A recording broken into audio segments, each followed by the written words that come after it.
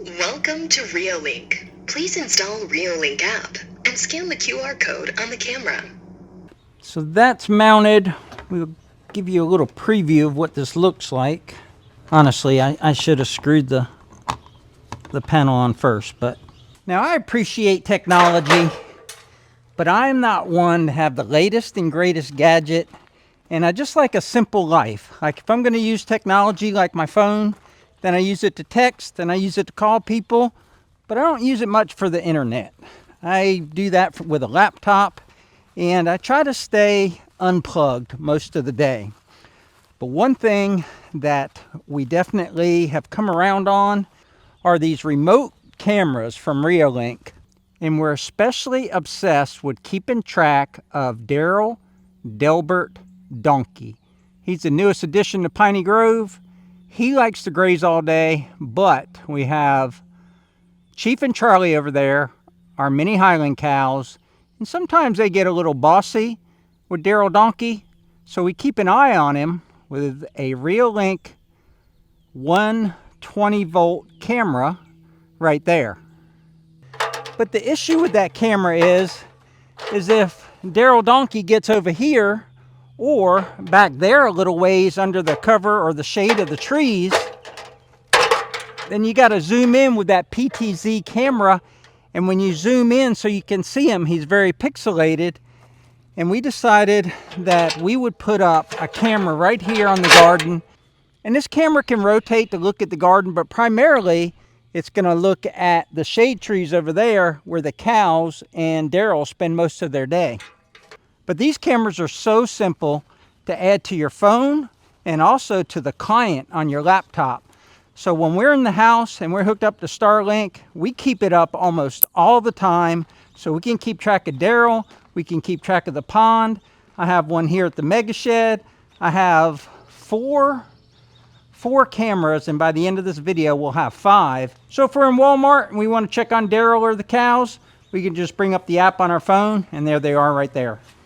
And installing them on the app or the client is so easy. There's a scan code right on the camera, and the way I set them up is I plug them in to the house current before I even get them out in the field, and then I scan them, put a password in for the admin, and it finds it, it connects it to the network, it updates it, and it does all that basically with you doing nothing. So it is so easy, so simple to set it up.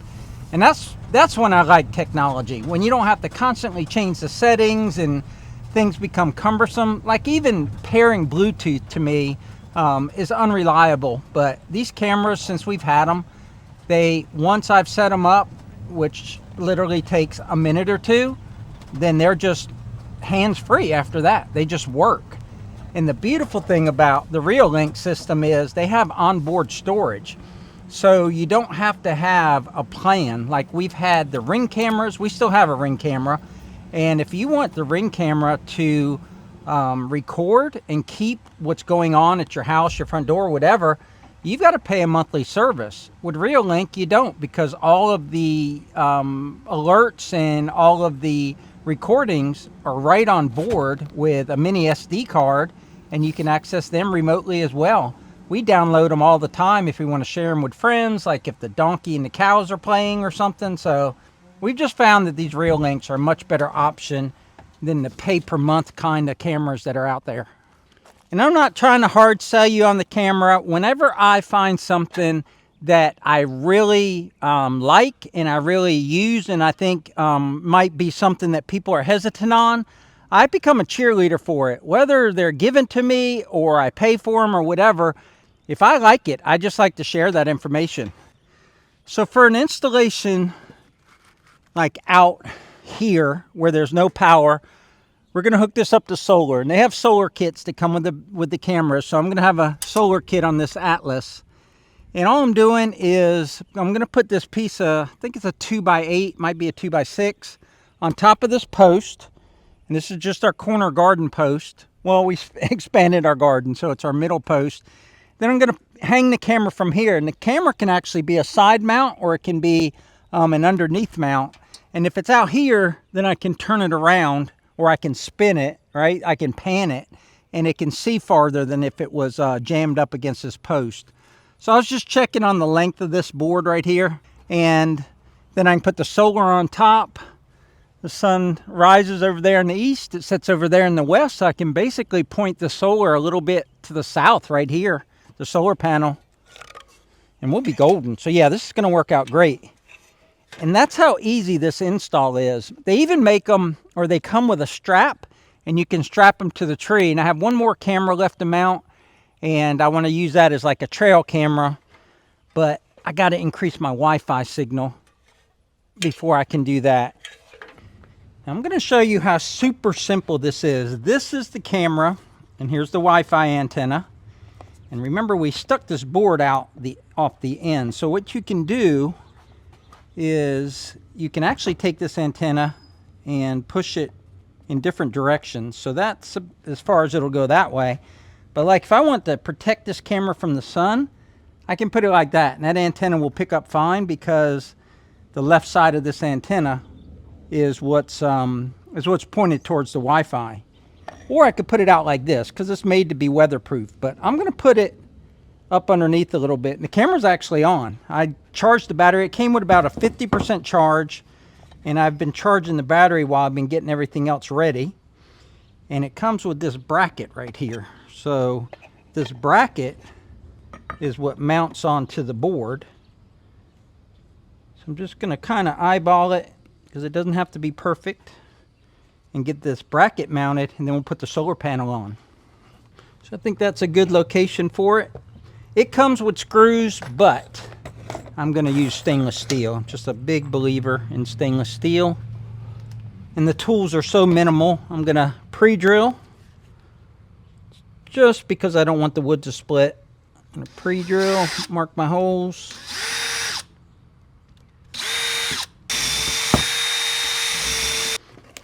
And stainless steel screws are a little soft, so you want to pre-drill just so you don't mess up the heads of them when you're getting them started there.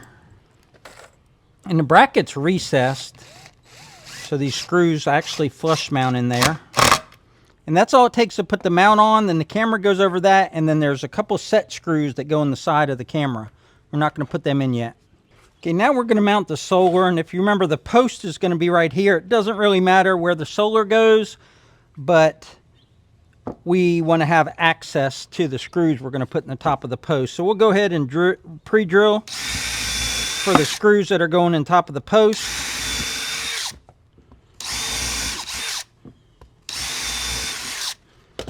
And we can start those screws, and we're going to use 3 or 3.5 inch screws to go in the top of that post.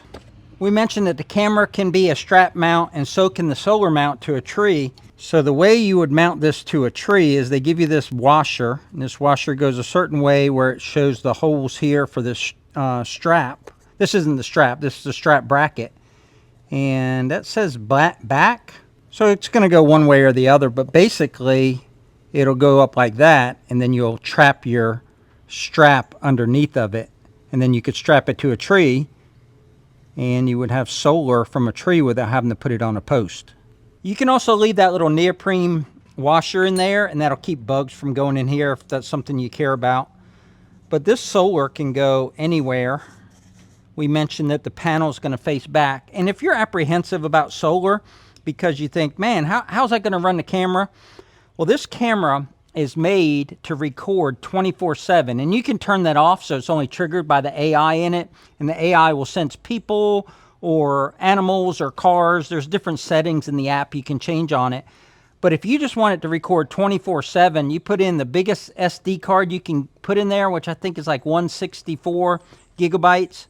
It currently has a 64 gigabyte, which is fine. That's what we use because we only have it recording on a trigger. But the battery in it is upsized so that it can record 24/7, and it gets us recharging from the solar. Now we have another solar powered camera at the front of our property monitoring our gate, and that's been up for a year, and every time I check the battery it's 100% because it only comes on when it's triggered, or when you want to access it for live coverage, or when you want to play back what's on the memory card.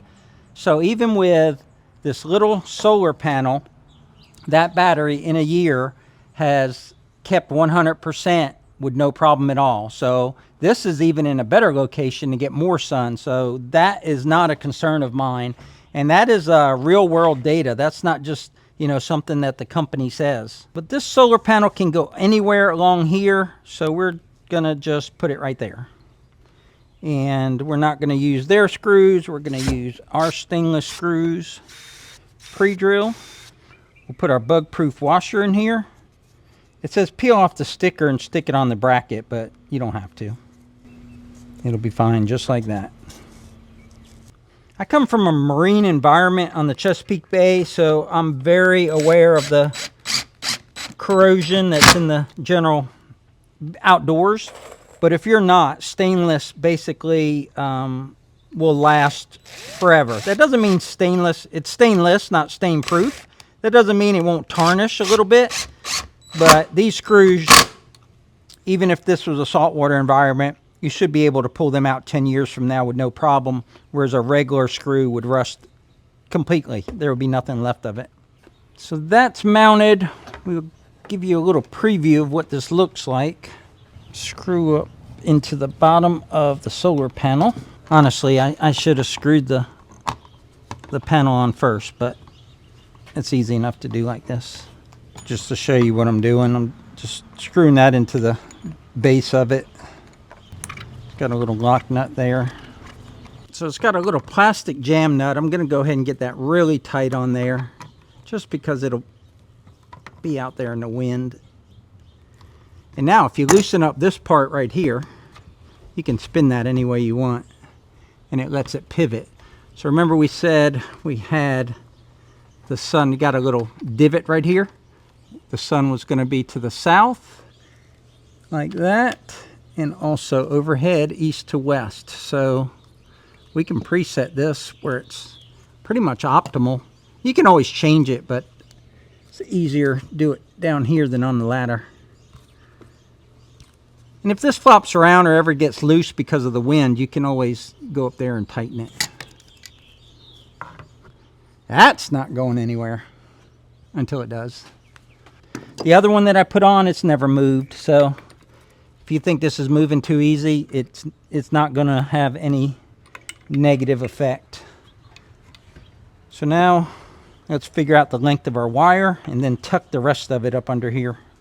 So remember, the camera goes on like this with some set screws, and the charging for the solar, it's going to be underneath. So it'll be protected by the camera when it's like that, and also it's protected by the board. We're going to have a lot of excess wire, so we will manage that with a cable strap. All right, I got a green light. The camera is now powered by the solar. When I say powered by the solar, it's recognizing that it has an input. And so we don't drop it, we're going to put in the set screws now. And these set screws will hold the camera to the base that we installed on the bottom of the 2x6. And there you have it. That's what will go on top of the post. Okay, let's mount it and then go in the shade and check out the app. So having all this stuff pre-wired and pre-assembled is just going to make this so easy to install.